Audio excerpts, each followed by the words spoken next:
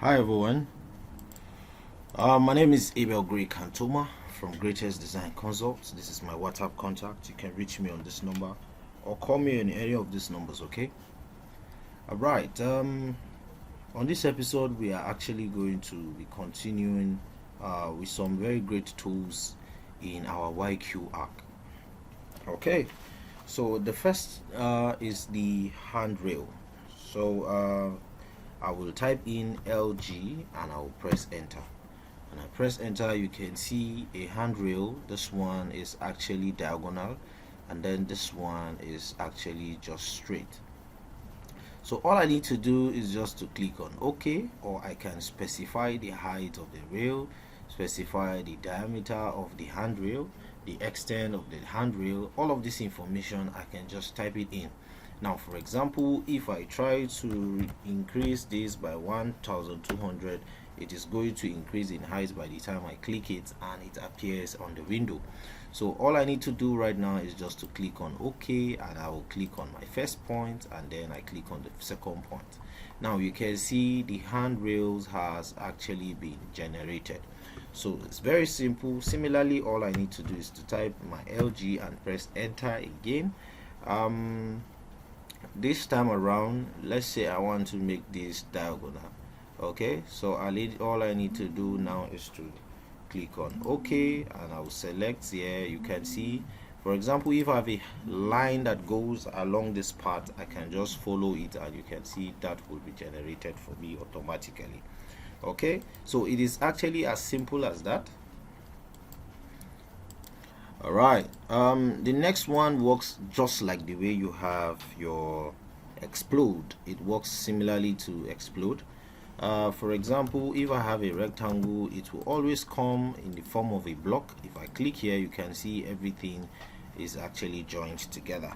I can just type BA and I'll press enter, and when I click, you can see that will be separated from this other line. So it works similarly with that. You can actually apply it even on some areas in your floor plan and all of that.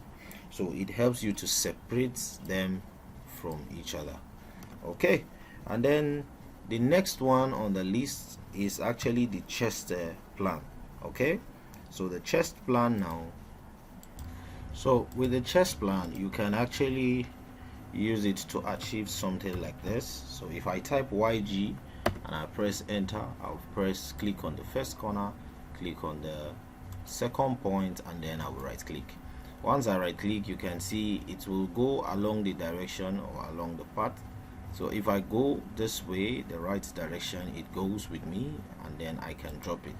Similarly, I can as well specify the width of this. If I type YG and I press enter, you can see it's telling me here the chest thickness. I can specify the chest thickness. So let me click the first point, click the second point, and then I'll right click. I can specify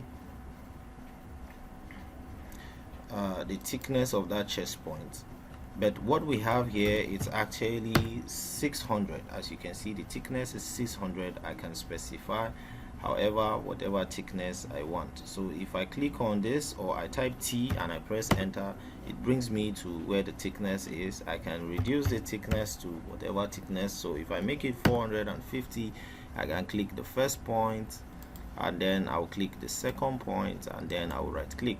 Now if I try to measure this, it will give me the distance of 450 mm. Okay, so the next one I'm going to be showing you is the cupboard elevation. The cupboard elevation, it is actually GZE. All I need to do is to type GZE. As you can see, so far so good. We have covered a very wide range of tools using YQ arc. As you can see for yourself, YQ arc is actually a very great plugin that you can use in your AutoCAD. So you can use it on any version of AutoCAD. It's actually a very great plugin for most especially architects who want to actually make their job 10 times faster than the regular way they do their design. Okay, so you can achieve a very great speed using your YQ arc. All you need to do is to get the YQ arc to make your job way more easier and way more faster. So as you can see, this one brings the elevation of our cupboard. I can select the elevation for my drawer. I can select elevation for European door and the normal elevation. So however, whichever one I want to actually draw an elevation for, all I need to do is just to click on it here. Once I click on it here, now sometimes you can select a part or you pick inside a point. So if I have like a boundary where it has already been created, for example, if I have something like this, it is actually going to follow this particular area, and it's going to fill up this area of this particular rectangle that I have here. So that is basically how it works. It works in many ways as well. So all I need to do is to type my GZE and I'll press my enter. So if I press my enter, it will always ask me for the furniture, for the forage, I should pick. So this is basically going to take me to where I will definitely pick my points. You can see the table board thickness, drawer door height, all of this information.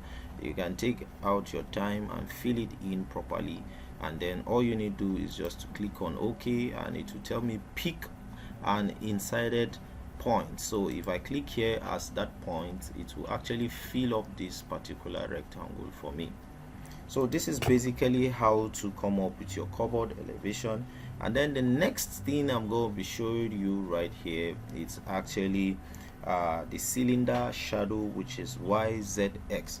On this particular episode, we are just going to be covering 5 different YQ arc tools that are very great, that can make your work way more easier and way more faster. Okay.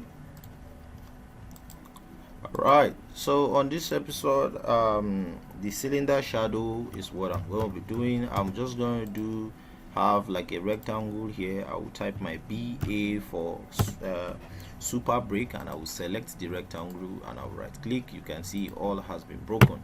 The next thing I will do is to type my YZX. So if I type in YZX, I press enter. I will select the first line, and then I will pick up this particular second line. Now you can see it tells me this is sec 10 sec, so in different segment. So if I want it to be very few on this, I can leave it at this, but the moment I keep going along this direction, it increases, and then the spacing between these lines actually will keep reducing in order for it to fit in to that particular rectangle. So this is actually very easy to actually come up with. You can see it's as a block. Once I click on it, it comes up as a block, so it's actually filled up here. You can simply use this to probably do some hashing and achieve some great work with it in form of like an array or so. So there is a whole lot you can actually do using the YQ arc. I'm going to be showing you some more great tools from your YQ arc plugin in the next episode. I will encourage you to actually like this video, give it a thumbs up, subscribe to this channel because it's actually 100% free. Click on the bell icon so as for you to get a notification whenever I post videos like these on a weekly, sometimes on a daily, just to encourage as many that actually want to have a deeper insight of design. Okay, make sure you stay safe and you stay blessed. Thank you.